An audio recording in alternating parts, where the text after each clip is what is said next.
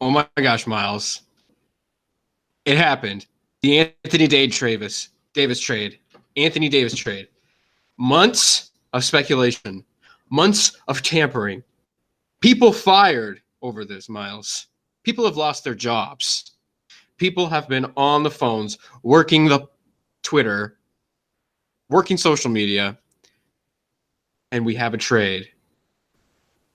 5 days before the draft, Anthony Davis traded to the Lakers for, I'm looking it up right now, right here, Adrian Wojnarowski, Lonzo Ball, Brandon Ingram, Josh Hart, and 3 first-round picks, including number 4 in the 2019 NBA draft.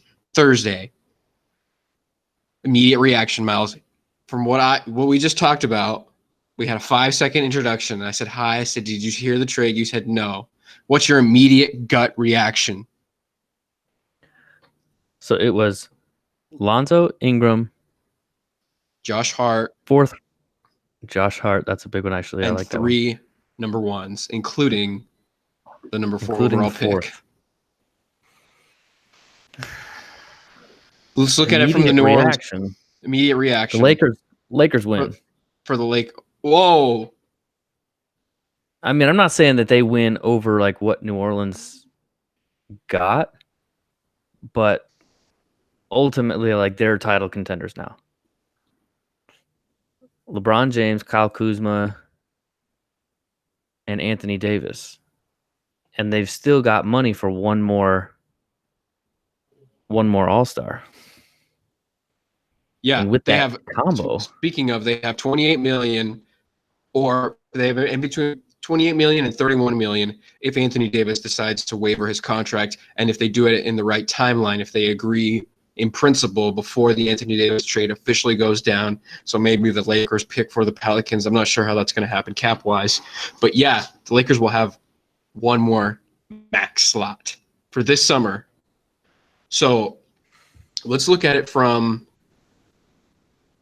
gosh, do we talk about the Lakers and the playoffs and the possibility, or do we talk about the rebuilding Pelicans and building a franchise philosophy? Where do you want to go? Yeah, let's talk Pelicans first. Because the Pelicans now have the opportunity to go Zion Williamson and who else now? Now it's on New Orleans to pick Lonzo Ball, Brandon Ingram, and his blood-clotted shoulder. And 3 first-round picks, including number 4, which could be... Who do you take at number 4 this year? Well, now you're looking at a Cam Reddish. I mean, because think about it. I think Zion is a player where his playmaking is underrated. His playmaking might be one of the things that sets him apart at his position. The ability to pass in the open court, the ability to make plays in the half court, or when you see a double team, when you could feel that pressure. He had that quarterback-like pocket presence in the low post and at Duke, and I think that'll translate, especially in the NBA.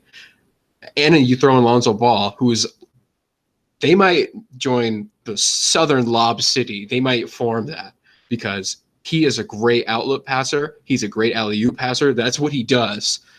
I think if they kind of adopt that Chino Hills, I mean, they take inspiration from that, right? I mean, if you look at Baker Mayfield in the NFL, Freddie Kitchens and the Cleveland Browns offense took inspiration from what succeeded, what had Baker's success in Oklahoma, right? The spread offense, the up-tempo, the same kind of concepts. And I think for, David Griffin and Alvin Gentry, if they just kind of adopt the super high up-tempo, fast break philosophy in New Orleans, that could be something special that sets them apart, gets them lots of reps and possessions, and kind of accelerates the development for somebody. Because David Griffin wants to have a contender. He already has Jrue Holiday. That's just a quick analysis. Now you throw in the 4th overall pick of this year, and you really just look at what do you need. And my thing is, I don't think you need playmaking at this point. I think you need defense and rebounding and wings and somebody to complement Zion and Lonzo. So hopefully like a knockdown shooter. I know I'm just kind of spitballing ideas at this point. How do you think Jared Culver would fit in that group? Mm. Because that's who I was kind of anticipating the Lakers taking at number 4 because that was Right. that's their favorite guy. And he has turned out to be kind of like a sleeper around the 3-point line.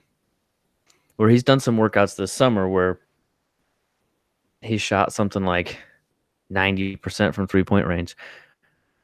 I mean, like in workouts, you know what I mean? Unguarded, but still game pace. Showed that he is going to be able to adjust to the NBA 3-point line. He's definitely going to be able to play defense on guys in the NBA because he's that athletic. He's big. He's long. So do you go with a combo like that where you have a Jared Culver and Zion Williamson? Well, I think you have to look at. Well, I think Jared Culver is an underrated playmaker as well. I think if you give him kind of more liberty on offense to make him create, kind of like what he was asked to do at Texas Tech, carry the load and to that national championship run, maybe he'll have more success in the long run, i.e., what the Knicks are going to do with RJ Barrett. You already have Drew Holiday, who is pretty much a number one, and Lonzo is like a complementary one, hybrid point, just flat out NBA guard. You already have 2 NBA guards, and I think Jared Culver's best fit is in the guard position. I think it'd be like if you had a Buddy Hield in the Pelicans right now, along with those other 2 guys, right? You know what I mean? I think he kind of projects in that mold. So I think fit-wise for him, it'd be tough. Maybe early on, it'd be nice for him to come off the bench, but I'm thinking somebody more. I mean, even you can kind of get creative with DeAndre Hunter. I'm not big on him. Maybe a Rui Hachimura. I mean, it's really on David Griffin at this point, right? That's why the whole trade is happening right now. That's why, it says a couple things. I guess we're still looking at it from the Pelicans side. So, I mean, the Celtics trade was on the table, or at least it was threatened to be on the table.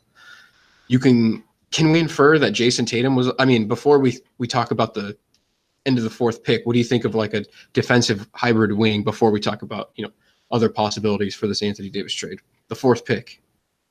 What about a DeAndre Hunter or a Cam Reddish, Rui Hachimura, hybrid 4-3? I mean, to be honest, if you're going to go like a DeAndre Hunter route, I think Jared Culver's a better option. You just think he's the best player available after the top 3. That's kind of where it stops and ends for you. At this point, I mean, honestly, I think Cam Reddish is highly underrated as well. Like I as a GM, I could probably take Cam Reddish number 4 without losing any sleep. So, I mean, it's kind of like the Donovan Mitchell thing. He kind of slipped, but he was kind of the best player available, 9 through 12 before he got selected or whatever. So it's like, who's the best player available after the first 3 picks? Let's start there. And honestly, I'd start talking to Zion and say, listen, you're going to be our guy. Who do you want to play with? Well, you can kind of think about the Duke, what they had success with, and I think Trey Jones was a big part of that. So he'll have that in Lonzo. Now, the question is, I mean, as far as like a draft 5? pick, The question is Zion a 5? That's really kind of what it is. You're saying, hey, does he need a big man to complement with? Does he need a stretch 5? And then a guy who on offense acts like a stretch 5, who doesn't really, control the interior, but on defense can hold his own in the post? Or do you think he can be a 5 consistently night after night in this new NBA, where you need a speedy hybrid 4? They've got Julius Randle. Do you see if you can kind of package that 4th pick with, you can entice Cleveland and get Kevin Love out of there? A big 5 who can hold his own in the post and really stretch the floor and play off a kind of he's had experience playing with LeBron James, and he has that championship culture, whatever that may be, whatever championship mentality you need. He's a professional. He knows what it takes. He would mesh with Drew. Yeah, I mean, they need some veterans. You bring in Lonzo, Ingram. I mean, Josh Hart, I guess, is a pretty solid veteran. Mm-hmm. But who's saying that New Orleans is even going to keep him? They went straight up for Anthony Davis.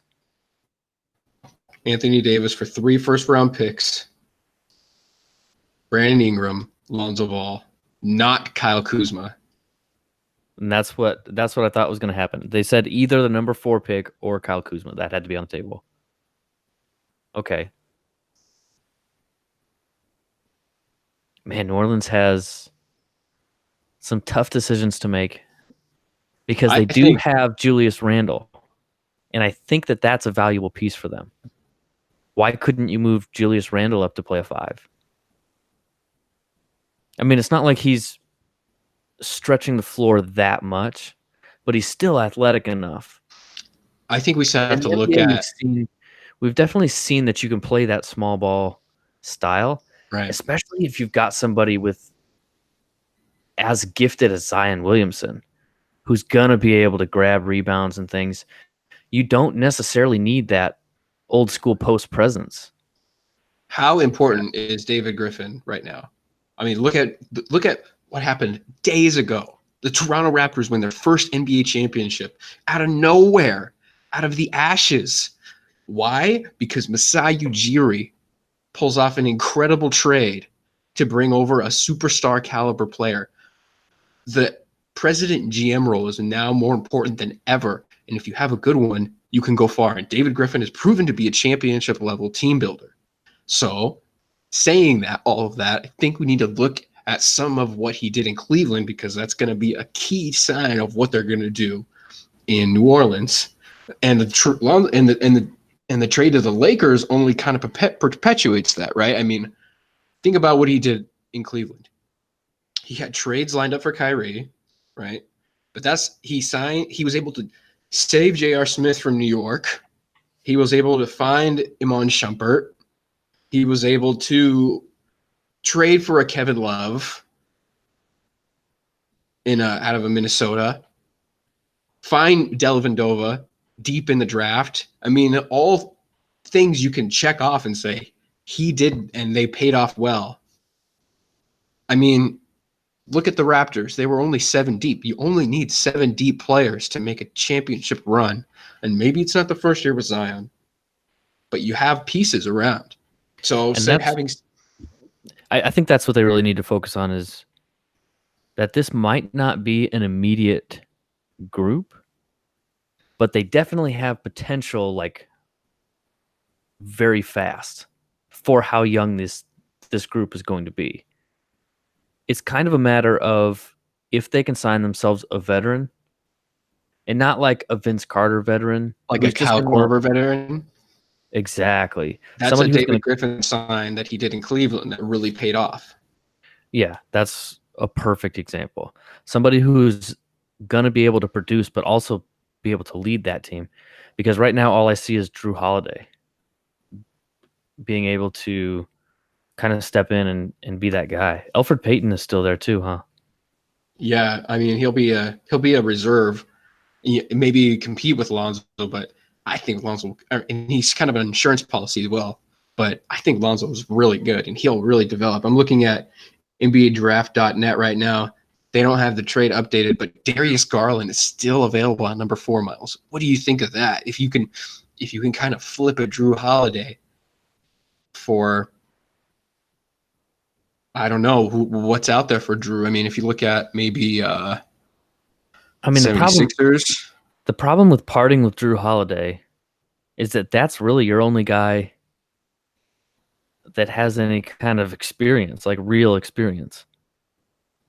Where Julius Randle, yeah, he's been around the league for a little bit, but he's not a leader. Drew Holiday at the point guard position is going to be able to lead a team. You have to have a veteran point guard. It doesn't matter whether he's, I mean, what about Jackson Hayes? Step up, but that I don't hate. Actually, I like the idea of taking Jackson Hayes, even if number 4 seems a little bit early. Or you trade down for Atlanta's 8th and 10th overall. Flip that. If you're David Griffin, you don't love the best player available after the 3. Honestly, that would be awesome if they could trade a number 4 for the 8 and 10, because you have the potential to still get Cam Reddish at number 8. Yep, that's why NBADraft.net has ranked right now in their mock Cam Reddish at 8 and Jackson Hayes at 10. That's perfect. And I think, honestly, that would be perfect for Atlanta as well. Yeah, but that would fit just as well in New Orleans, given this new information. I think Jackson Hayes is going to develop a little slower. I mean, sort of the same way we've seen Pascal Siakam and Antetokounmpo. Not that, not that he's going to be that level, so but he does have that same kind of like raw skill level. I think where it's going to take him a couple years before he yeah, really figures out how to score consistently. I don't like a Kobe White. I don't like a DeAndre Hunter, Nasir Little. I think really the sweet spot is a Cam Reddish, Jackson Hayes, Garland. I think he's going to be a good player, but like you said, there's kind of a log jam in the backcourt in New Orleans right now, which is Yeah, a good thing. I mean they've got a luxury. I mean Elfrid Payton, Drew Holiday, and then Lonzo Ball now. So You got to figure out how to rotate those guys around. And I think the luxury that they have is I think Drew Holiday can play off the ball. I know Lonzo can play off the ball. Elfrid Payton, I think, is the only one that would struggle a little bit to play off the ball. I think Elfrid Payton would be an underrated secondary playmaker, kind of like the Evan Turner of the Portland Trailblazers. I think if you really gave him a second unit with some young players, they could learn under him a little bit, develop a little bit, because he is a fan favorite, Elfrid Payton. He played at nearby Louisiana Lafayette, drafted in the 2014 NBA draft. Still has some upside. I think he's still under 30, but plagued by injuries. And I think if you're not relying on him, he's a great, valuable piece, especially coming off the bench. So, I mean, count how many good players that they might be really close to playoff contention. Zion Williamson, if he's a good, productive NBA player, which who knows if he's going to be a LeBron James right after the bat. He's going to be productive right off the bat. Let's just stop right there. Whoa. You hear that?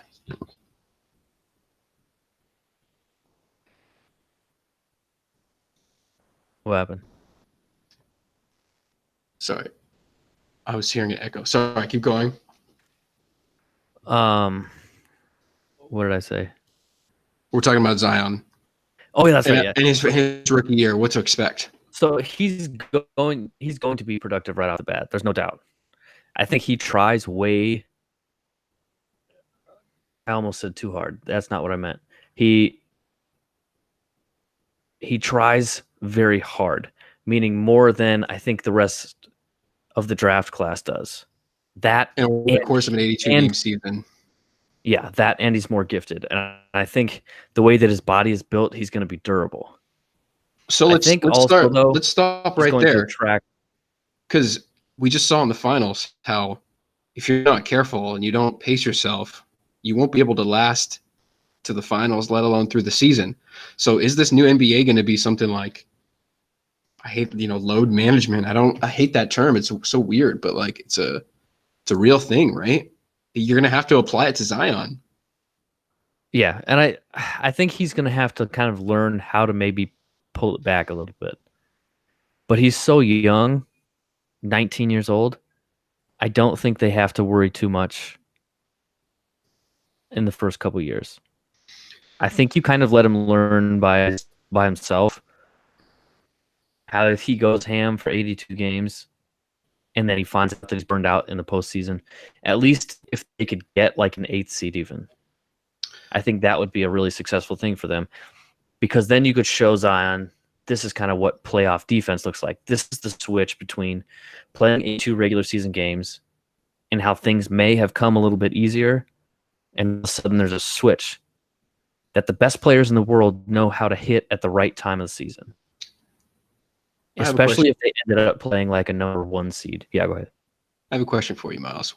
It's a what if question, so it may be a little far-fetched, but what if, Miles, what if Blake Griffin and Chris Paul actually got along together and were around the same age and had similar interests? What would the Clippers have been? They were a championship team for sure. So what's the difference between Chris Paul? Sorry, continue. Sorry, I didn't mean to cut you off. I mean, they had something really special, especially with DeAndre Jordan. Like, he was just floating around that weak side block. And when Chris Paul and Blake Griffin got their stuff going on the other side, Chris Paul to take a backseat to a superstar like Blake Griffin.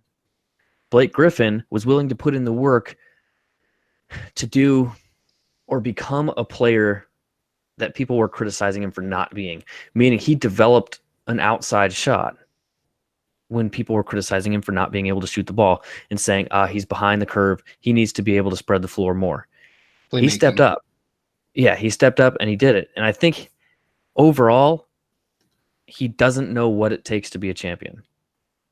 At the end of the day, I think that's really what it comes down to. So what's the difference between Chris Paul and a combination of Lonzo and Drew Holiday? What's the difference between a Blake Griffin and a Zion Williamson?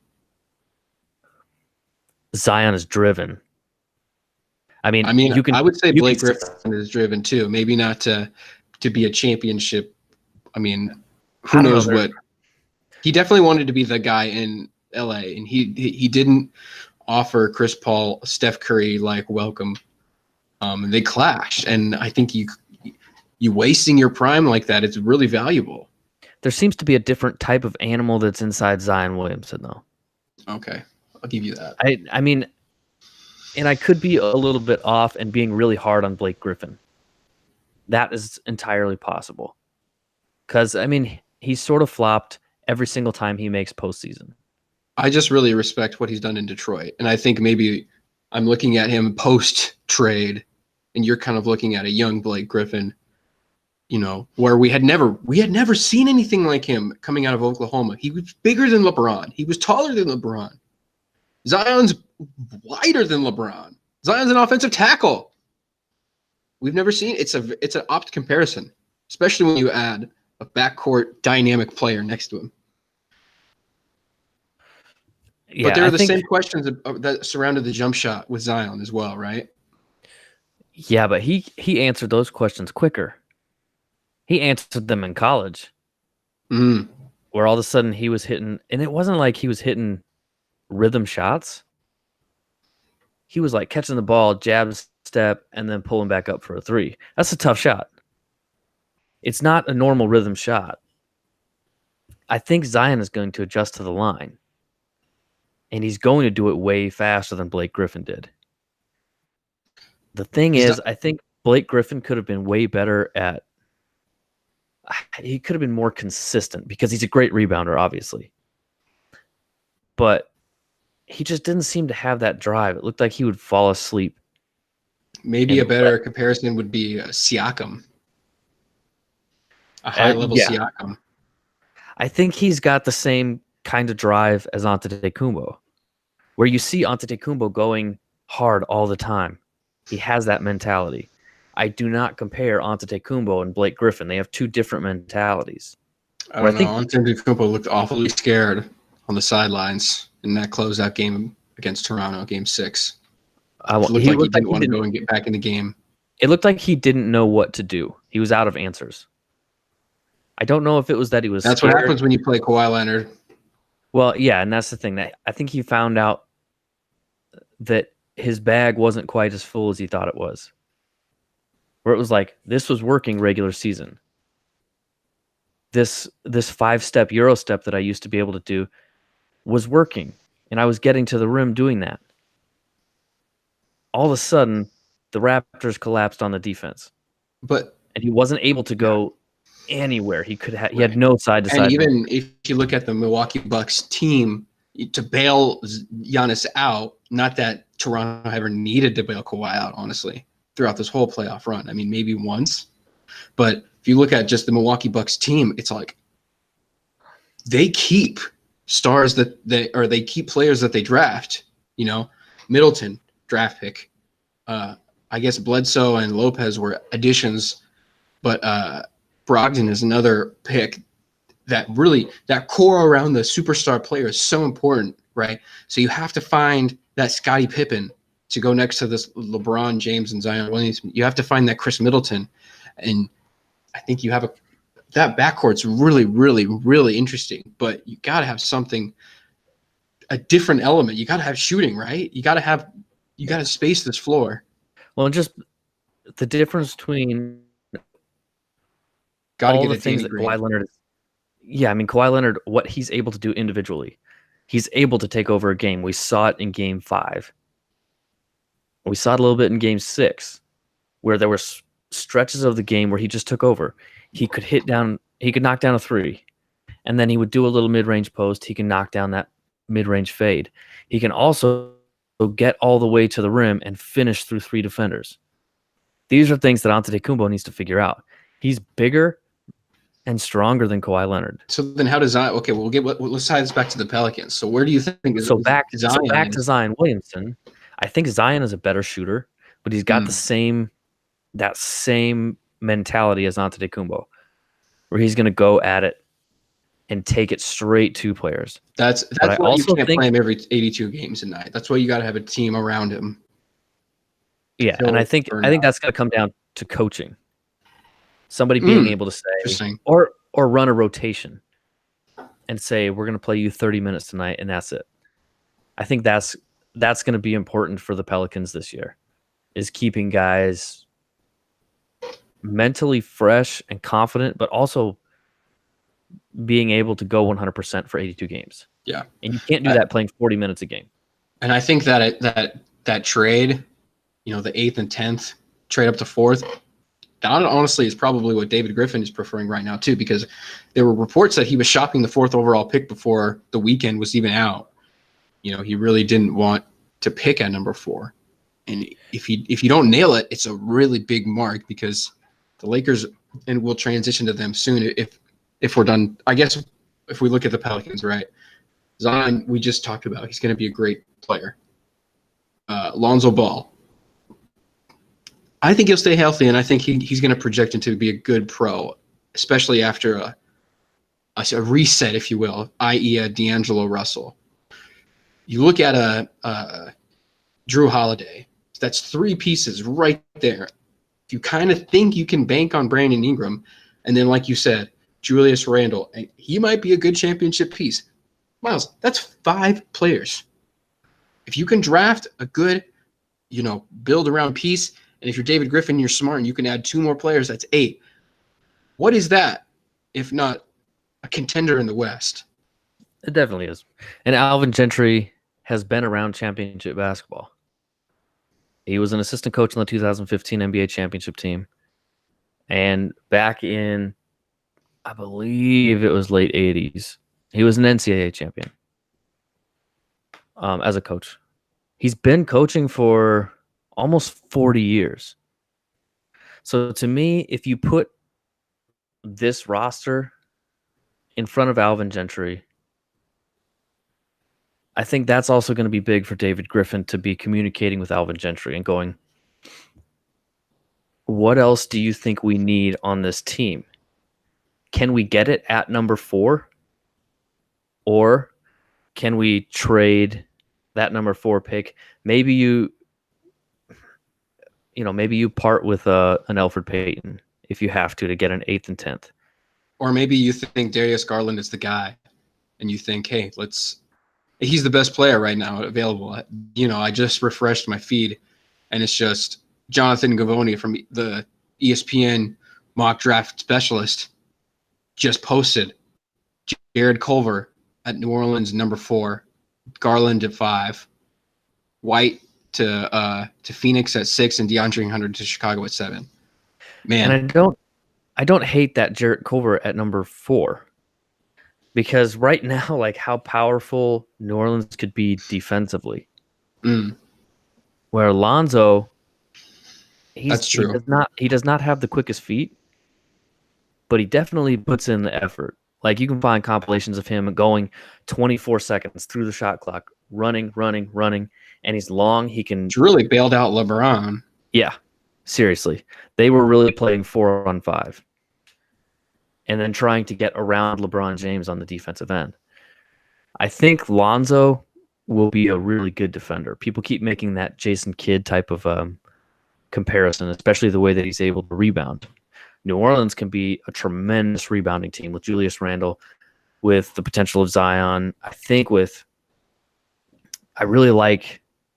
I'm liking more and more the idea of them going like a Cam Reddish, Jackson Hayes, if possible. But Instead of Jared Culver. let's say Jared Culver. I think Jared Culver can be a phenomenal rebounder as well. He posted a 40-plus inch vertical when he did that pro day in LA.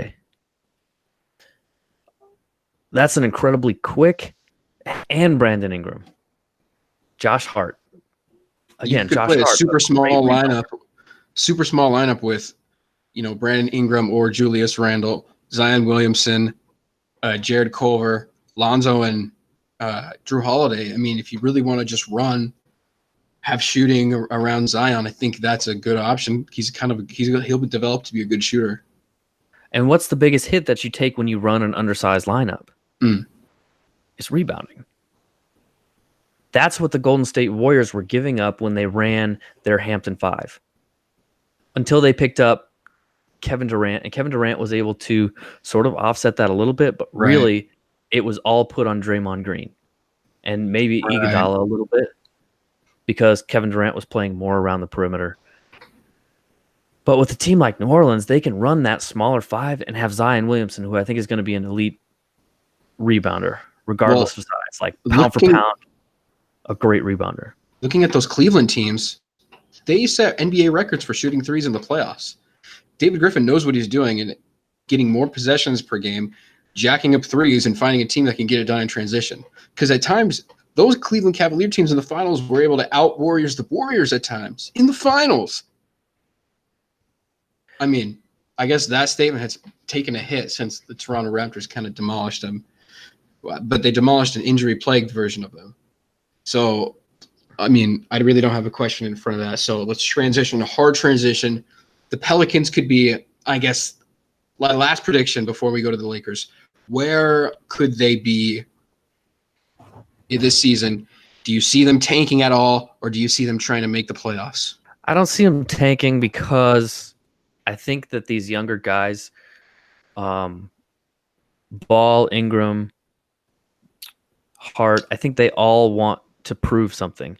Same with Julius Randle. He's a guy that came from LA. I think they're all kind of feeling, whether they're right or not, almost a betrayal from LA. Interesting. I don't think that's wrong, really, to feel, but I also think that it'll put a chip on their shoulder. And when you add somebody like Zion Williamson, I think that's going to be really special, where they can kind of rally around a guy to bail them out at times, right? That's what you need. That's a Kawhi Leonard role. You bail them out at times, throw him the ball and see what he can do. So I think that type of guy. Yeah, I think these guys are going to be motivated to try and make something happen. I think they're a fringe playoff team.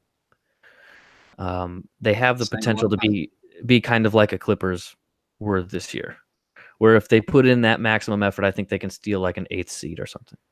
In the first year, and Zion could be playing in the playoffs, saving the NBA and passing the torch potentially, but not until the Lakers have 1 or 2 more runs, specifically, Miles. Wait. Before we go, before Hart, I hate to do this, but what's your final prediction for what New Orleans does? Who do they pick? Who do they trade? Who do they sign in free agency? What are we looking at opening day for New Orleans? I think they're going to go bigger. I think Jared Culver is as small as they go. Meaning, I think they're going to try to get a power forward or a center type to kind of back up that front court. It's really tough to call. I think they're going to drop that number 4 pick. I think that's too much pressure for them. And I think they're going to play it a little bit safer and at least try for that Atlanta 8-10 pick. Even if they can take one of them, like a number 8, and get cash or something. I think they're going to drop, but still get another lottery pick and go with like give up Drew Holiday. If it's not good enough, number 6 not good enough, would you give up Drew Holiday? I wouldn't. Not me. No. I mean, they need that Because veteran Trey presence. Young, Drew Holiday really sounds good to me. Trey Young 4. No, I mean Trey Young, Drew Holiday backcourt with Kevin Herter, with John Collins Oh, you mean in Atlanta? in Atlanta. If I'm Atlanta, yeah, heck yeah, I'm taking Drew Holiday. But to me, like in New Orleans, Drew Holiday is another great defender. We saw that against the Blazers when he was locking Oh, up Lillard McCollum. I know, Miles out. I know it hurts.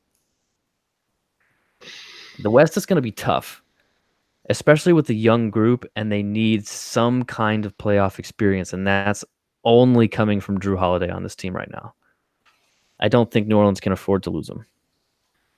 So you keep Drew Holiday, you trade down for 8 and 10, you draft Cam Reddish and Jackson Hayes, and you sign Pat Beverly in free agency. Who do you sign? Who do you sign? Brooke Lopez? If Pat Beverly is available, I'm going for him 100% of the time. No, I think you have a point guard jam at that point. So I think you go for I think you're looking at a That's Brooke the thing, though. Lopez. Pat Beverly, you don't sign You can Pat pay Pat. Beverly to play point guard. That's true. You sign him That's to a good frustrate point guards. I think Pat Beverly's going to sign in Chicago, but that's just my opinion. Did he really? So, I hope well, he he goes just back. came out and said that he's from Chicago. He bleeds Chicago, and ever since then, the news outlet here has just kind of ran with it. So, the Pelicans and the Lakers, I mean the Celtics and the Lakers both looked at Jason Tatum and Kyle Kuzma and said, "You're the guy. We're not going to trade you. We respect you, and we're not even going to include you in these rumors." So now we're looking at in Boston, Kyrie's going to leave. They didn't get Anthony Davis. You're rebuilding around Jason Tatum. Who knows what that's going to be? And maybe we'll talk about the 14th pick. But now I just refreshed. Vegas has the Lakers as plus 300 to win the NBA championship. Miles, they're favored to win. I don't know how else to say this, but LeBron James could win in LA after everybody and their mother said this was a disaster. Rich Paul, LeBron James, and Clutch are looking like heroes for saving the Lakers. And you Let's know be what clear. else? Nobody's a hero in LA after this year. Let's be clear about that. Nobody is a hero in LA. I think the guys that just got out to New Orleans are the actual heroes. LeBron James flopped this year. He gave up. He took 16 games off for maybe a groin strain, which I'm not going to blame him right now. The way the season went, okay, I'll move on from it. I think LeBron James is going to be remotivated this year. They are definitely a contender. Putting them plus 300 is ridiculous. That's like somebody just found out about it and was like, oh, they're going to win it. Without even thinking about it. They re-signed Rajon Rondo. Miles, they have one max slot left. They re-signed Rajon Rondo. You have a Kyle Kuzma at the 3, a LeBron James at the 4, and Anthony Davis at the 5, and you just need a playmaking to it, i.e. a Jimmy Butler. They can't shoot. That's why Jimmy Butler would help, and Kyle Kuzma is a lockdown shooter. Anthony Davis is a lockdown shooter. I don't know about Jimmy Butler in LA. If it happened, I think that would be the icing on the cake. And I'm definitely Anthony Davis and see a 40 and 15 night just waiting to happen. I would see chemistry issues though, for sure. But I said it, I think almost exactly a year ago. If Anthony Davis and LeBron James teamed up, that was what it would take to reignite both of their careers. Anthony Davis was bored last year. He coasted on like 30 and 15, right? He's going to be playing in front of the Staples Center, in front of LA. He's going to get commercials. He's going to be an Aquafina. You're not going to turn on your TV without seeing the brow. Rich Paul has won. They're going to fill the Staples Center, and they're going to do it. But they gave up 3 first-round picks. I don't think they need him for the next.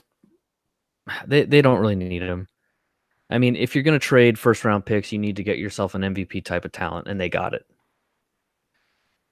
So now I like that they kept Rondo, but I am a little bit worried about that in that he really didn't play as well as I thought he was going to. But I think Lonzo that after, had to do with a little bit of inconsistency. right. I think having an Anthony Davis, but with a Rondo, is going to be really interesting and impossible to stop because Rondo is a mid-range scorer if he's going to score at all. But with LeBron James, Kyle Kuzma, and Anthony Davis, I think Rondo is not going to be looking to score, which may hurt them because what we saw this year in small flashes was Rondo trying to pass too much, trying to be that pass first guard where he was averaging at one point like 13 assists a game, right? When he was in Boston. But that turned into kind of his kryptonite where all of a sudden he wasn't looking to score anymore. And guys would back off and pack the paint. The problem with the Lakers right now that I see is that Rondo cannot shoot the three ball. Not only that, but he won't shoot it. LeBron James is capable, but he's inconsistent. He's never been like a phenomenal 40+% 3-point shooter. So he's not really going to spread the floor like a Kyle Korver or something like that, like a Klay Thompson. Boy, that would have been perfect. Oh man. They need a shooter. So if they're going to pick up another max slot, it needs to be a dead-eye 3-point shooter. Because otherwise teams are going to pack the paint on them, and they're still going to be unstoppable because they're that good, but it's going to take a toll. Per Mark Stein, 47 minutes ago, Bleacher Report tweeted, Kemba Walker will be the top target for Lakers in free agency after reaching agreement in principle to trade for Anthony Davis. Is Kemba Walker that piece that you're talking about, that shooter, that different playmaker than Rondo? If you don't think he's a good point guard to run this team, is it Kemba Walker? You put the ball in his hands. You saw what he can do in Charlotte. He's a good for over 20 points, 10 assists. He's a Damian Lillard-like performer in an underrated small market, just waiting to be given the stage of the finals. You saw what Marc Gasol could do after his time in Memphis. You are already giving up potentially money for Michael Jordan in his luxury tax bill to not sign the super mega extension, $200 million to stay in Charlotte. And if you're not taking that, if you're not signing the most money ever and making $40 million, you go to LA and be a champion with LeBron James and Anthony Davis. Kyle Kuzma is your fourth option. Are you kidding me? I mean, they're all such mid-range dominant players, though. Even Kemba. I mean, he shot 35% this year from 3-point range.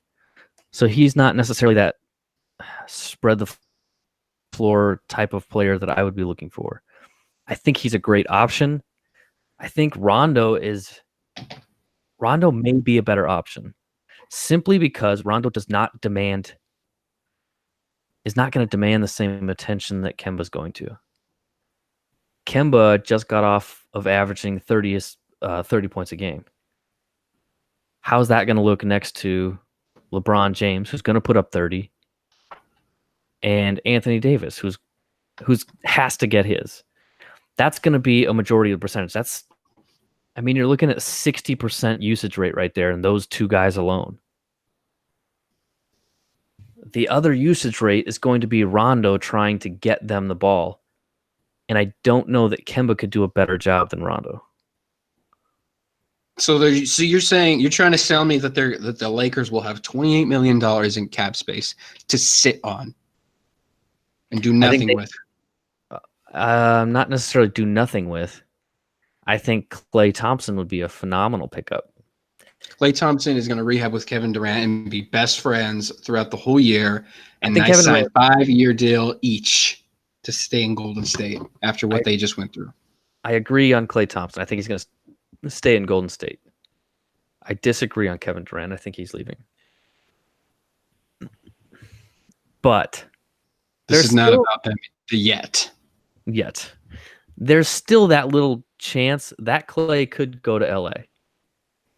There's still that See, that I family think with connection Golden, his dad and Michael Thompson playing for the Showtime but Lakers. that doesn't help them this year, Miles. This year, they need to get somebody who can go and win a championship while the Warriors are down, and while Kawhi might leave the Raptors. Who knows? It's wide open. Who can they get? Because he's out though next year, even if they do sign Klay Thompson. Who's he? That's who I'm trying to pick up. Let me look at the list real quick. Yeah, I mean, like I said, Jimmy Butler is, huh? I mean, like Klay Thompson is obviously the best shooter in the draft. JJ Redick. Right. JJ Redick, sure. Oh, Julius Randle was a free agent. 3 hours ago, Derek Favors could be Lakers' target. I mean, what about the Lakers bringing back a D'Angelo Russell? I don't think that's gonna happen. I mean, Magic Johnson's gone. I mean, I like it, but I don't think it's gonna happen. I like it. Doesn't mean I think it's gonna happen. So apparently, I just read David Griffin wasn't picking up Rob Pelinka's phone call until he heard that 3 first-round picks were involved in the deal. So that just says it right there. Rob Pelinka was desperate. He's making moves like a guy that knows that, you know, if he didn't make the deal, he would not be around long. And I think that's when you operate from a position like that, it's not stable, but it's like a gamble almost. I mean, this is what the NBA was waiting for. Like, this is what the fans were waiting for. I wish it would have happened mid-season last year. It would have made the playoffs. It would have made the playoffs more entertaining to have the Lakers at number 8 than the Clippers. The Clippers did a phenomenal job, but it was sort of an accident. I mean, nobody really expected it. It would have been awesome to see LeBron James take the Golden State Warriors in the first round, or attempt to, especially with those young guys. I think that would have been great. So, like you said, like Pelinka was put in the hot seat this summer when Magic left, and then he had to part with Luke Walton, and then he lost the Ty Lue deal. Right. Because he's underrated. Yeah, I mean, he's power mad too, and he's trying to control everything. He said, Ty Lue, I want you to be the coach of the Lakers, but I want you to do it for less than you're worth. And also, here's your coaching staff. And Ty Lue was like, nah, that's setting me up for failure. So Frank Vogel was like, I'll do it. Mm-hmm. And then they picked up Jason Kidd just in case Frank Vogel doesn't work, which it won't. He's going to end up being the head coach. I'm almost positive of that. I think that's a good option, actually. Miles? Wait, who? Who'd you say is a good option? Jason Kidd. So what's LeBron James's role? Because I think LeBron is he's a guy that, like Kevin Durant will be when he returns, will be a guy that can only operate in spurts. He'll have his times throughout the regular season. He won't play 82 games. He won't be dominating each possession. Anthony Davis is the perfect guy to come in and really be the focal point throughout the whole season. And putting up those just calorie-filled, rich nutrient stat lines of 25 plus, 13 plus a night next to LeBron. Like you said, 60 points right there, almost, between the two of them and a role player. Honestly, I think they could win the championship. Yeah, they absolutely with this team. I think they can. They absolutely can. What they're missing is, I think, maybe a little bit more perimeter defense. But honestly, LeBron James is more than capable of guarding people on the perimeter. Kyle Kuzma is definitely capable, and we know Rondo is. So you're just looking at that point guard position. You gave up a lot in giving up Josh Hart and Lonzo Ball, because Josh Hart played point at some points too. Yeah, and he was a good defender, and he was a great rebounder for his size. But also Anthony Davis in the paint disrupts a lot of things. He's a great defender, and he's going to block a lot of shots. And that's going to be tough on teams that I would say kind of like the Blazers, where in order to get things going, the Blazers need to be in the paint. They need to get things going mid-range. And that's going to be tough against a team like the Lakers, where they're huge and strong and they can jump out of the gym. But they're also tough because they're so long and they can contest on the perimeter. So I think we're going to see teams scoring on the Lakers really easily in the regular season next year. And come playoff times, we're really going to see what they can do defensively, because that's the trend of the NBA. You're not going to play hard on defense in the regular season. So what do you think the Lakers are going to be seed-wise at the end of the year? I think they're going to be around 3 or 4. Because Houston's going to fall off for sure. I think Denver's going to rise up. They're going to have a good year. Portland, I think, is going to have another good year. Although they've got some stuff to do too, because they may not get Cantor back, which to me is a big pickup. But Nurkic might come back 100%. I think Sacramento will be the next Denver as well. They'll make the playoffs as a 4, 5, 6 seed. Next year? I think De'Aaron Fox, Buddy Hield, the rest of the crew take a next step with Bogdanovich. Do you think the Warriors make the playoffs next year? Whew, that's a question. I mean, it depends. We don't even know what their team looks like, honestly. How do you fill those roles? I saw Dion Waiters was being rumored as a 1-year rental. I think, man, the question is, do you really want to put Steph through that at this age and at this stage of his career? Because what if you break Steph by just trying to ride him like that? I mean, I guess they've got a decision to make. They got multiple decisions to make, but I think they can make the playoffs at some point. They've still got all the pieces to do it. They're going to have to bring back Looney too. I guess they can't. Is Looney a good fit in the New Orleans? Just spitballing. Yeah. The heels? I think he is. I think Looney is kind of underrated just because of who he's playing around. But the way that he's stepped up, I don't think he can create for himself, really. Like the role that he's in right now, where other people are taking shots and he's kind of cleaning up and doing the dirty work, kind of Dennis Rodman style. I think that's exactly what Looney's role is. And I think that would be a luxury on a team, especially like the Pelicans. Miles, let's go back to the Lakers. And looking at Frank Vogel specifically, in his time in Indiana, do you think he can kind of replicate on the fly his version of that defensive team in the early 2010 era Indiana Pacers in LA, with his defensive anchor Roy Hibbert being Anthony Davis and pieces like Paul George, Kyle Kuzma, West, LeBron James? Like, there are some similarities here roster building wise. Maybe do you bring back a Lance Stevenson? I mean, how do you get the most out of this group if you're Frank Vogel? Is it through the defensive side? I don't understand. Fill me in.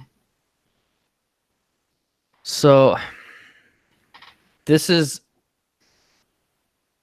a terrifying team to coach because talent-wise, they're obviously good enough to win a championship. And I think people are going to start saying nearly inevitable to win a championship. 2 of the most unstoppable players in the league, especially at the 5 position, where how many teams even have a player that can match up with Anthony Davis? I'd say the Blazers have Nurkic if they can bring him back healthy. The Warriors, they've got Cousins. OKC with Adams, yeah, absolutely.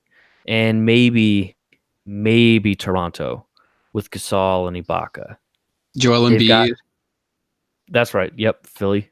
Brooke That's Lopez, a good example. Robin Lopez, maybe. I honestly think, Milwaukee probably does. I think Antetokounmpo could at least match up. Well, right? Post Achilles KD, can he? With Anthony Davis? He's too skinny. I think KD's KD's going to He's have to be a 5 at some point, right? maybe offensively. I mean, defensively though, I mean, he's too small, too skinny. I mean, he weigh like 190. No, but to finish your point, I don't think there's a you can't compete defensively against Anthony Davis at the 5 consistently night after night. I mean, Jokic, yeah, that's going to be if the Lakers play against the Nuggets, that's the series. But also, I think Jokic is too slow. Like Anthony Davis, for how big he is really quick, and he has a quick spin move, and he's got a beautiful touch around the rim. Like his skill level is where Antetokounmpo needs to be in the post.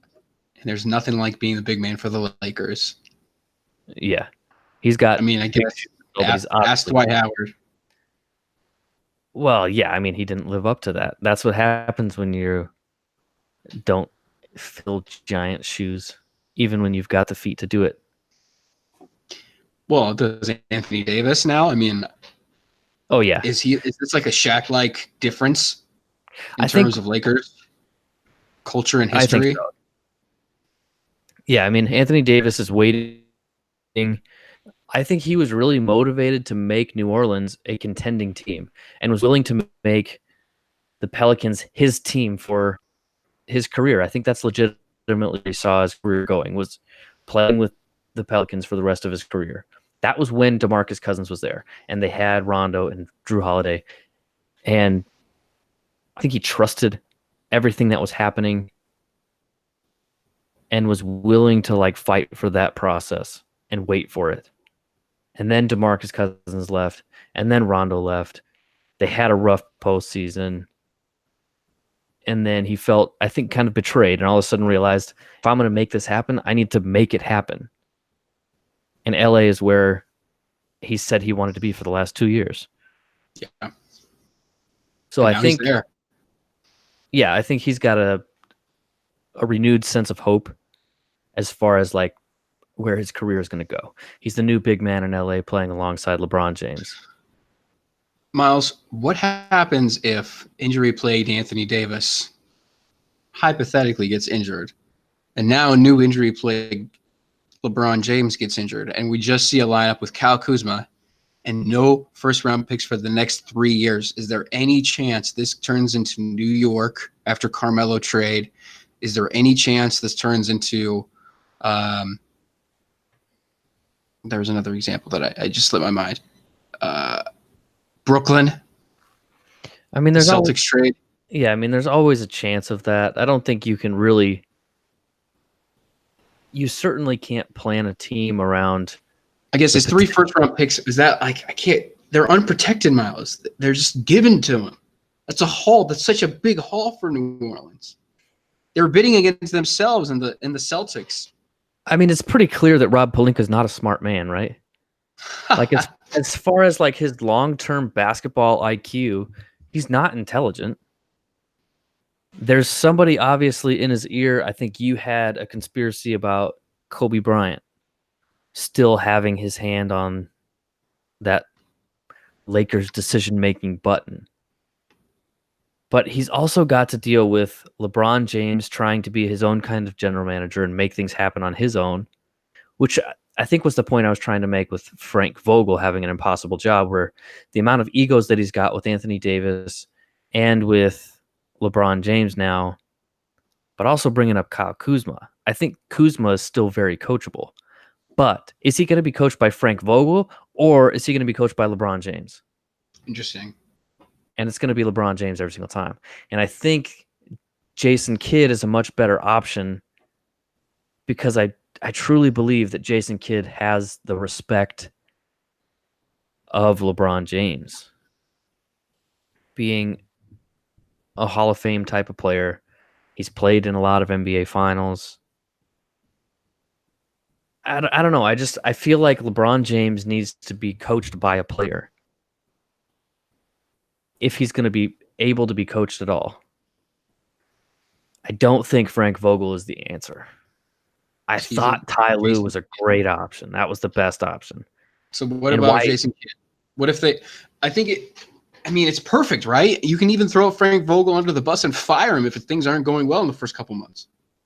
And that, I think, is going to happen. I think Frank Vogel was honestly like a safety net. So let's run through the free agents. I have them pulled up here. Top 20 according to CBSSports.com.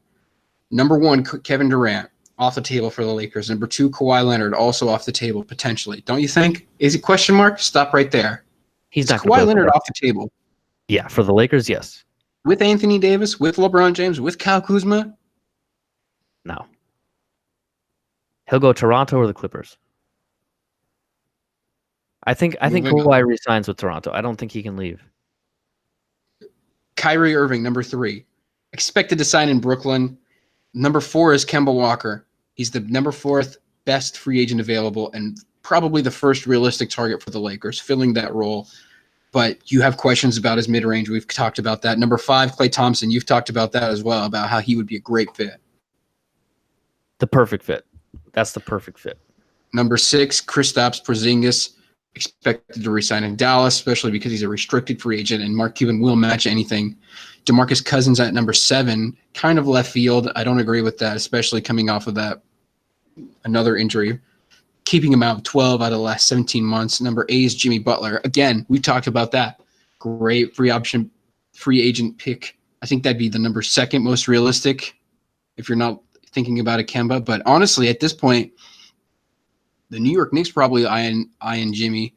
I mean, you only have a chance to go after somebody like once, right? You can't be saying, oh, well, we struck out on Kemba, so we got to go to Jimmy. Like, there's only one guy you can go and get. Yeah, I think it's gonna happen pretty quick too. I think Jimmy Butler is gonna be sought after by a lot of different teams. I think Portland is gonna throw their hat in the ring at least. I don't know that they'll get him, but I think that that's a really smart option for them. Also, I think the Lakers. Of all the names that you just named, realistically, that's the best option for them. So then moving on, he fits alongside stars. Yeah, go ahead. Yeah, number 9 is Vucevic. Maybe for the Pelicans if they have room. Pass if you're the Lakers. Number 10, Tobias Harris. 26. But I think there's a logjam at the forward wing spot. So let's look at Chris Middleton. I think he resigns in Milwaukee. D'Angelo Russell, obvious for reasons you can't. JJ Redick, maybe, but kind of probably looks like he might resign. He might sign in Brooklyn or the Knicks or something like that. Brogdon, number 14, probably resigns. Al Horford, number 15. Marc Gasol, 16. Julius Randle, 17. Brook Lopez, 18. 19 is DeAndre Jordan, and 20 is Bogdan Bogdanovic. Miles. None of those players, like 12 on after Russell, Redick, Brogdon, Horford, Gasol, Randle, Lopez, DeAndre Jordan, Bogdanovic. I don't think any of those would be impactful enough for the Lakers to get. It's really only Butler and Kemba at this point. I think a good option for. I don't know how realistic it is, but I think JJ Redick would be a good option. He can play off the ball. I mean, he's not a point guard, and I think Rondo is such a high IQ player that he knows exactly who he's going to be playing with. And that's who I think you should really build a team around is Rajon Rondo, not around LeBron James or around Anthony Davis, because you know exactly what to expect from those guys. What you need is a guy that's going to be able to maximize the efficiency of each player on the court and make sure that you can keep those guys happy throughout a season. I think Rondo's that guy. He's been with an NBA championship team and played with crazy egos like Paul Pierce and Kevin Garnett with great shooters like Ray Allen. He knows how to find great shooters. Ray Allen, one of the best of all time. So if they have somebody like a Klay Thompson, he's going to know how to find him around the perimeter and know exactly where he is all the time. He's played with great big man like Kevin Garnett. He's going to know how to find him around the rim. And he's also, with Anthony Davis, I mean that comparison, he's also going to know exactly where Anthony Davis wants the ball every single time. Rajon Rondo's mission is going to be making Anthony Davis happy in the post and getting him the ball. And they have that experience from the New Orleans players, right? Yeah, exactly. Yeah, I forgot about that. So he already knows how to play with Anthony Davis. I forgot about that. And he's also going to know and learn from LeBron James. I think they've got a healthy core group here. What's missing is that 3-point shooter that, Yeah. I mean, maybe they can get from, like I said, I think JJ Redick is the best option out of free agency. They don't really have anybody else. They don't have any more cards to play is the thing. They have to sign somebody. So let's look at the losers of the Anthony Davis sweepstakes. Well, first, before we do that, let's talk. So what would you just said 47 minutes ago, teams are already expressing an interest in the number 4th overall pick belonging to the Pelicans. Talks are expected to continue over the next days. This could be even a bigger haul for the New Orleans Pelicans. So which teams should be looking after that number 4th pick? We already talked about Atlanta, so let's think about a different option. I mean, who should go get Darius Garland? Who needs a point guard that can really – we haven't prepped this, so, I mean, we're kind of pulling bags out of a hat. So what – I mean, do you offer Aaron Gordon and your pick if you're the Orlando Magic? What do you – I'm thinking Phoenix would not be a bad option to try and trade up. They have the number 6 pick. Is that right? 6? Right. But they've also got a lot of pieces in Phoenix that they can potentially trade for, like a Jamal Crawford Crawford, he's 39 years old. But that's still enough. I mean, if you can trade a 6 and a 4 for, and throw in Jamal Crawford or something like that. What if you're the Bulls, the Chicago Bulls, and you trade your number 7th pick in Zach LaVine, and you get back a Darius Garland to run the show, and then for the Pelicans, you have a guy who can consistently score in Zach LaVine and the number 6 overall pick. Yeah, Chicago could probably benefit maybe the most from that. I think Darius Garland actually fits really well in Chicago. Phoenix probably needs to go like more the direction of a free agent guard.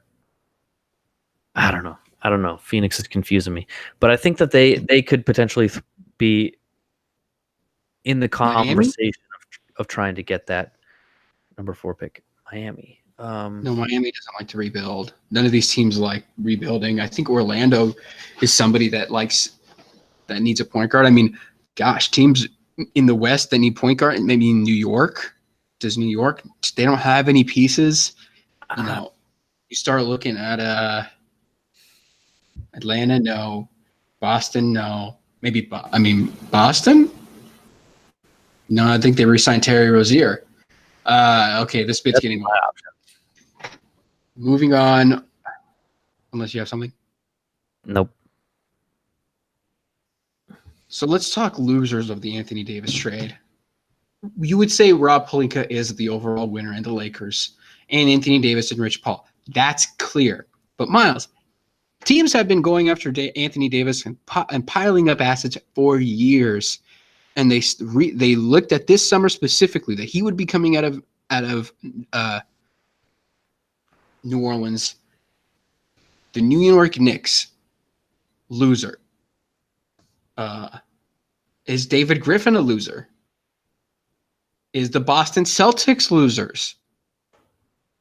Who's the biggest loser out of this whole thing? I think the Celtics. The Celtics, I think they're losing Kyrie Irving. I think that their hope was to kind of just but remain contenders.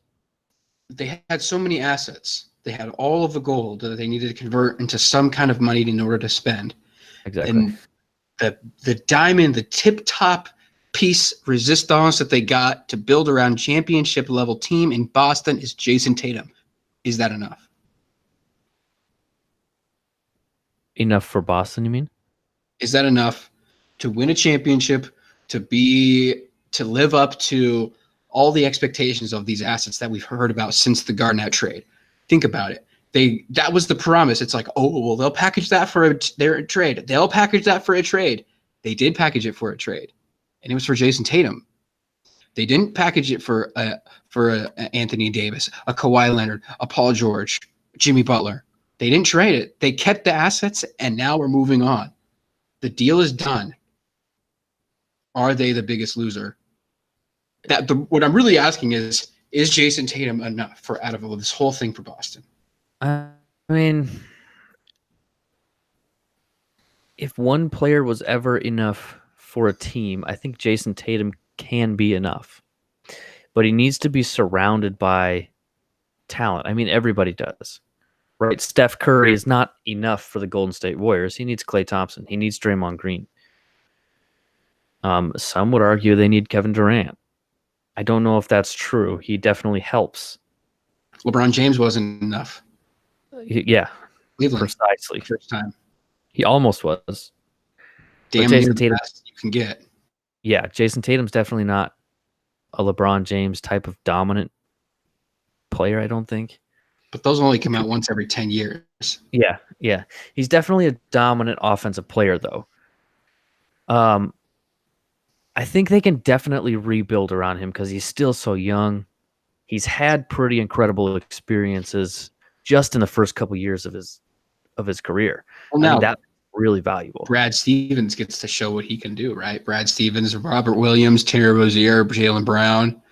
I don't think you bring back a Marcus Morris. I think you kind of look at maybe if you can get a Rui Hachimura to fit in that number 4 spot. If you're the Celtics. Yeah, I mean, I definitely still like the Celtics as far as being a solid playoff team. But I think the Pacers are a better option for anybody, though. Why didn't you, if you're Danny Ainge, just say, you know what? I'll get secondary pieces. I'll build a roster on the fly. I'll get Anthony Davis, Kawhi Leonard, even though I think he's leaving in a year, and we'll go after a championship.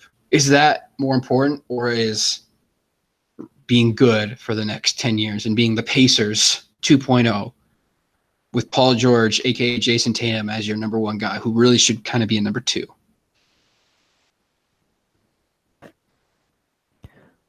I'm not sure I followed the question.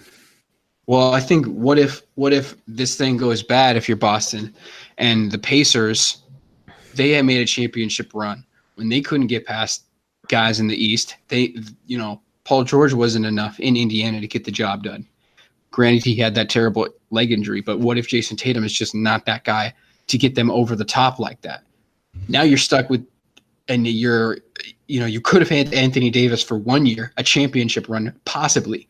Now you're stuck with mediocrity and not a championship level team. The thing is, I feel like Boston had all the pieces to make a championship run. They were unhealthy in the locker room. Terry Rozier was mad because he wasn't getting playing time. Kyrie Irving was mad because nobody would listen to him. Jason Tatum was frustrated because he's young and people don't really want to listen to him. He's not really a leader. Like, he's just not in that position. That's what I'm saying. What if he's not the guy, that number 1 guy? I mean, I guess that's why you have Marcus Smart? Question mark? I think Marcus Smart is a great option beside Jason Tatum. He's more of that enforcer type. I really like that combo. And I think Boston should try and keep Marcus Smart. They do need another option. I think, honestly, Kemba Walker would not be a terrible idea. But I also think just handing over the point guard position to Terry Rozier is a great option. He's already proved that he can haul them through the playoffs. I mean, they did it. They made it to Eastern Conference Finals. That was without Kyrie Irving. The Boston Celtics are going to be fine. So who loses in this trade? Because I think it's a good deal for the Pelicans, a good deal for the Lakers. You're telling me the Celtics didn't lose out. Who lost out? The Knicks? Does it come back down to who? The Knicks? Or is the whole NBA beneficial from this? Because I don't understand. Somebody has to lose in the deal. Somebody's got to take the short end of the shaft. I don't know if anybody did, because nobody was really. How many teams were banking that hard on actually getting Anthony Davis? It didn't seem like the Celtics there, right? What's that? The market wasn't there. It's kind of like a pseudo. It really seemed like Boston was like, we have 5 All-Stars already, potentially at least. We don't really need another one. We obviously have the assets to trade, but at the time it didn't make any kind of sense because they were trying to make an NBA championship run of their own, what they thought would be this year, based on the fact that they went to the Eastern Conference Finals last year and then just added Gordon Hayward and Kyrie Irving to that team. They should have been an NBA championship caliber team, and they weren't. I can't really blame the Celtics for not making a run at Anthony Davis, but even this summer, they never really seemed that serious about offering for Anthony Davis. For one reason or another, whether they didn't think it was realistic, they already thought that the Lakers had it kind of in the bag, just based on things that had been floating around the league, probably. I didn't see anybody else except the Lakers really make a giant show for Anthony Davis. Question, Miles. Are the Lakers the loser in the Anthony Davis trade? I mean, they could have done things differently. They could have waited until this summer. They could have avoided all this media publicity, negative press, exposure to the culture. I mean, they got Anthony Davis, but was that an inevitability? Because what if you just say... The Lakers committed when they picked up LeBron James to trying to win a championship right now. And that's what their entire mission is. And I think, oh man, in the next 10 years, the Lakers are going to be back at the bottom of the league because of the way that they have set this current team up. There's going to be a long-term effect to it. The same way that the San Antonio Spurs had a positive effect where they built and they kept on adding and they weren't, we need a championship right now. They were, let's look a couple years down the road. Look where we're going to be. And then they drafted players and they developed them. Tony Parker, they put all of their time into Tony Parker as a 18 or 19-year-old kid. Greg Popovich said, this is my guy. I'm going to develop him, and he's going to be my point guard. You don't have a Greg Popovich in LA. You have a Rob Pelinka. No, that's very true. But that's the thing. That's what I'm saying is they're going the opposite direction as the Spurs. Yeah. They're not developing. They're buying. They're going, oh, we're going to spend as much money as possible to build a championship team and win a ring right now. So I have another question, a follow-up question, Miles. And because I just might have had a thought. The biggest loser out of this trade might be the Milwaukee Bucks. Because now a precedent has been set. Once is a coincidence, 2 times is a trend, and 3 times happens, Miles. Jimmy Butler gets out of anywhere he wants. Paul George gets out. Kawhi Leonard gets traded. And Anthony Davis gets traded. All of these superstars have said, I have had it up to here and I am out. What if Giannis Antetokounmpo has the same thought and he wants to go save the Knicks instead of going somewhere and wasting his prime somewhere? You know, maybe KD had that dream of playing for the Knicks and bringing a championship. He should have done that instead of going to Golden State in the first place. Move you hate, and we have proof that you hate. But, I mean, besides Giannis, who else is there that has a star like that who could potentially determine where he wants to go? I think Lillard could probably. I don't think he would, but I think he's that kind of a star. And the circumstances in Portland over the last few years have also kind of given him that credibility to say, okay, I'd rather play somewhere else. Well, definitely if they don't offer him the Supermax for some whatever reason.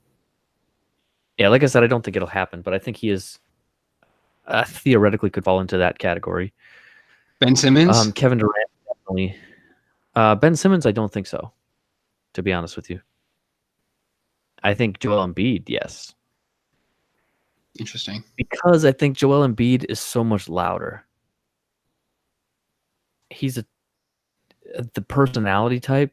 Well, just I think you have to be off-court difference is so big, right? It's a different Yeah, game. and I think you have to have that off the court presence in order to kind of get traded in the same way that Anthony Davis did. I mean, he picked up a $50,000 tampering fine. True. I mean, There's definitely some off I would say stuff Ben happening. Simmons is on that level of star, where if he said I want to trade, he would dictate where he gets to go. Maybe There's so many question marks in Ben Simmons' game for me, though, where I don't think he's the kind of guy that's going to come in and change a franchise. Where Joel Embiid, I think, could. Yeah. I think Ben Simmons, if he learned how to shoot the ball, it's a joke right now. Like the way that Ben Simmons shoots the ball, it is literally a joke.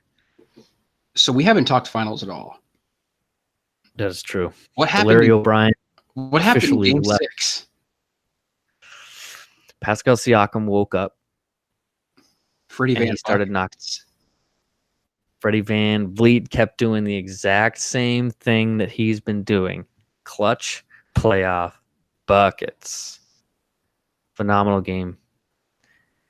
Kawhi Leonard showed those flashes where he took over the game exactly when he needed to. And the Warriors just had an unfortunate injury because Klay Thompson was prepared to carry them into Game 7, I think. He was at that level. I'm not saying that the Warriors were going to win if Klay Thompson stayed in, but he was definitely the guy that was going to do it. And he went down, torn ACL, So bad. and he says, give me 2 minutes. Just let me rest for 2 minutes. I'll be back in. I'm fine. Starts to swell. I love Klay Thompson. Trying to keep it loose in the locker room before heading back out there to shoot 2 free throws. Yeah, he shot the free throw so that he could come back into the game. And then, yeah, all the tests find out torn ACL. I think that means that he stays in Golden State. But back to the game, both teams actually shot the ball really well. Where the Warriors went wrong and where they fell off and lost Game 6 was in Steph Curry, and he finished the game 0 for 8. And you can't win playoff games like that. Playoff games in general, let alone the NBA Finals when you're playing without Kevin Durant and Klay Thompson. So, I mean, Draymond Green I think did his thing, but Siakam was better. Yeah, I mean, the difference maker was Pascal Siakam, and it was the first game since Game 1 that he'd actually hit a three-pointer, and I think he hit 3 of them, I think. 3 for 5 or something like that. I still think Siakam could have been better, where he was sort of starting to force threes because he was hitting them, and I don't really blame him for that, but there came a point in the game where he started taking bad shots, contested threes, which is not his game. He should be able to hit open threes, and then when that defense commits to him and starts respecting that, that's when he needs to take it to the rim and play that Pascal Siakam downhill type of game where he's drawing in defenders and finishing above the rim, getting those and one type of plays, and being a hype player that he really is. I'm excited for Pascal Siakam's future. What do you think he does next year? Is he going to develop into a regular all-star, or I mean, what's the ceiling for him? He's 23, 24. What do you I mean, even if he doesn't develop the shot anymore, maybe he's a career 37% shooter. What is he at that point? It's really tough to call people all-stars, especially in the game today, because it's so competitive and the guys are so skilled. So you start comparing all-stars at that position, you start saying Antetokounmpo. You start talking about, Anthony Davis. That's the caliber players that are being all-stars right now. Kemba Walker. Klay Thompson got a third-team All-NBA snub. That's how competitive it is. It's insane. So I think But you're in the East. To call him an all-star, I don't know exactly, but he has that potential. If he can develop his game in the post and really be able to consistently knock down a three-point shot, but also be able to post up and not just a post up where he's taking 5 dribbles and then he tries to go through somebody and gets one over the rim. A legitimate skilled post up game where he can knock down a turnaround jumper, where he can take the ball 15 feet at the elbow, square up to a man, and then knock down a 15-footer. And then directly after that, square up again. One dribble, spin move, and go off the glass. Something like that, where he has multiple moves that he can go to when things aren't working. And that's the weakness in his game right now. Is he's got the fast break, which he's very good in. That's his go-to. And we've seen once every 6 games, he's got the 3-point shot. And other than that, he's got a little baby runner over his left shoulder, and that's it. Mm-hmm. So he's not you get the Scottie Pippen comparisons, but you're saying he's not the same guy offensively. Not at this point in his career, definitely not. But he's got the potential. I mean, the athleticism, the length, everything. He's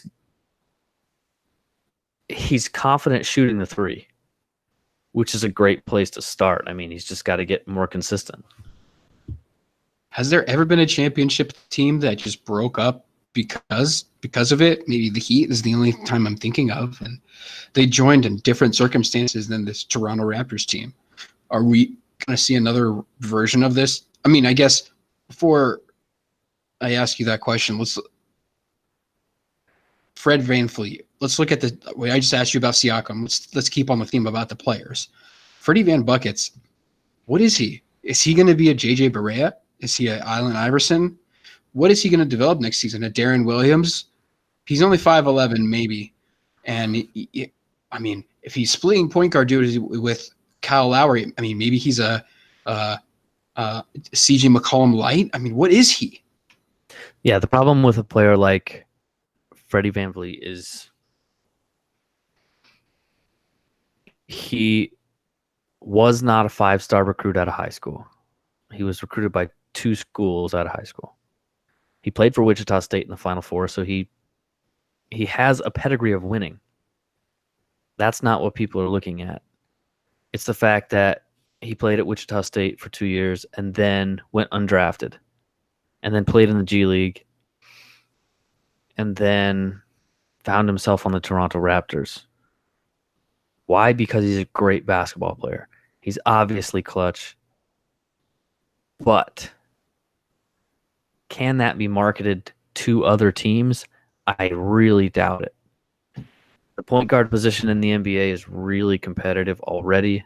Talking about guys like Damian Lillard, Steph, Kyrie, even Derrick Rose. I still put him in that category because he's unbelievable. I mean, the list goes on and on. You could probably name at least 20 players like that.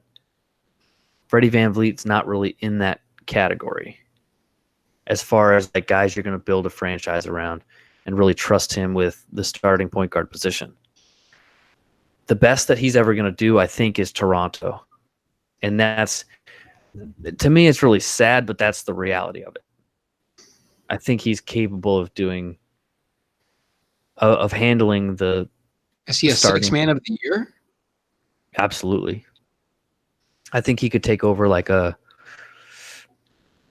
maybe like a Nate Robinson role, but way better. I think he could turn into kind of like an NBA journeyman, but that's if he leaves Toronto. Like, I guess what I'm trying to convey is that if he wants a chance to be with Ellison? Yeah.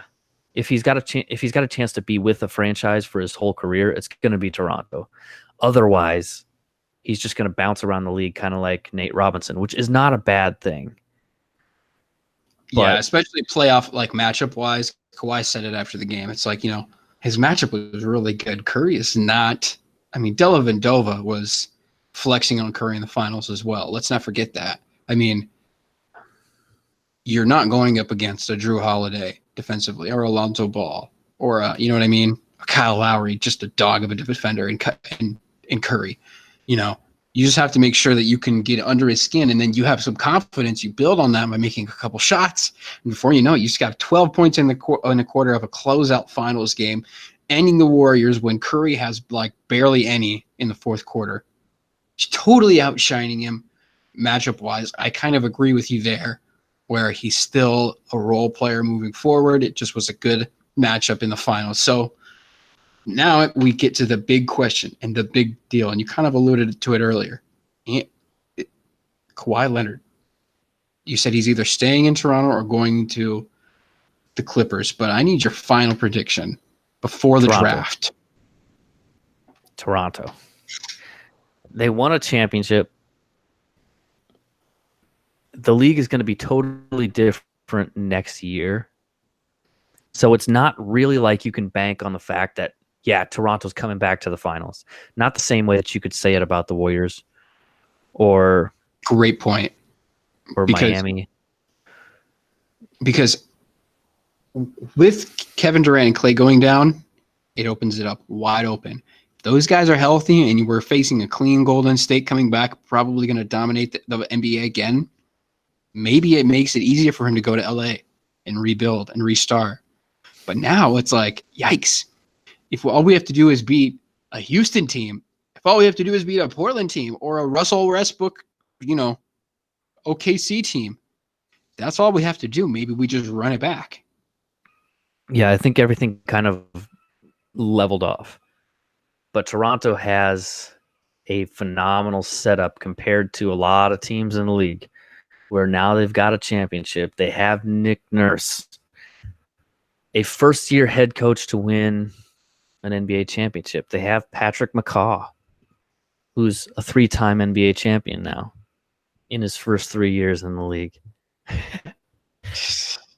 Toronto has a phenomenal setup, and I think they have a really good chemistry. I don't exactly know what it looks like, but it seems to be working. Siakam, Van Vliet is obviously a valuable part of that.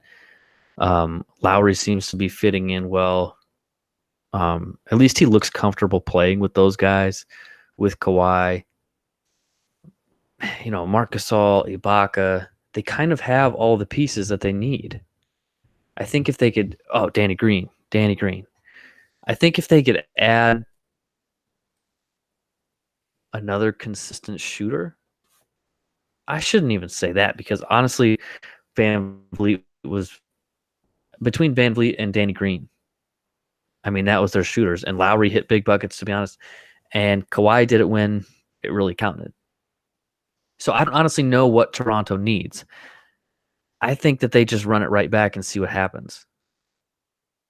See if they can steal a second one, while the NBA is sort of like trying to figure out who's the next big team. I don't think Toronto's going to stay on top, but they do have the potential to run it for a couple years, or at least be kind of in and out for the next 5 or 6. So let me ask you, I guess in the NBA, I'm thinking of the time when the Lakers kind of emerged as a title contender with the Pau Gasol trade, and that kind of shifted the power in the NBA. And is this Anthony Davis trade kind of like what I'm really getting at is, if the Warriors dynasty is over and you're telling me the Toronto Raptors only have a couple more runs in them, who's going to be the next team down the road in the next 2 to 3 years to kind of be consistent contender every year after year after year? There's no more Spurs. You're telling me the Lakers are going to be good, but they're not going to be one of the best in the NBA. Blazers obviously can level off if they don't get a Jimmy Butler, which I don't think they will.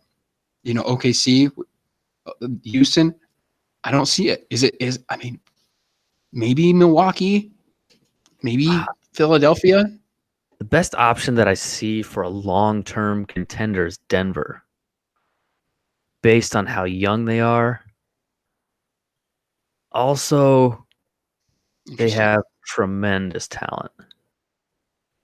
And I think that I've said this before, that playing in Denver, if the Nuggets can put together, like if the city can put together a great franchise, they have a really good shot at putting together longer playoff runs because of playing at 5,000 feet.